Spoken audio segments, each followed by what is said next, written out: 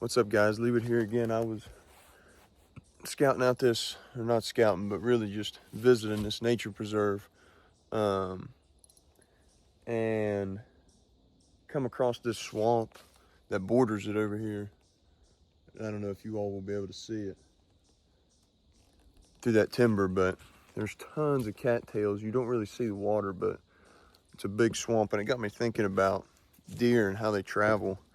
And this never really resonated with me for a long time, but oftentimes everybody's worried about, hunting a food source or hunting where the deer are going to be traveling to a food source, such as, depending what your state laws are, whether that's, over corn or, soybean fields or corn fields, if you're hunting acorns or browse.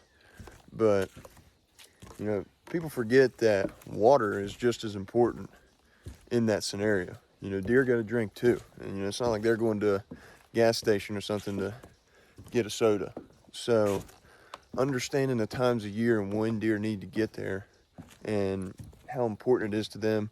Because most of the time, deer are not going to get too far away from a water source, especially during the rut and especially during the early fall when you're coming out of that late summer, just because the amount of food they're eating, they need the water to digest it, and it helps their body not have to work as hard as far as putting fat on and taking care of themselves. So understand, where deer like to get water, and it doesn't mean everywhere there is water. Just understand where deer like to go to it on your property or wherever you're hunting.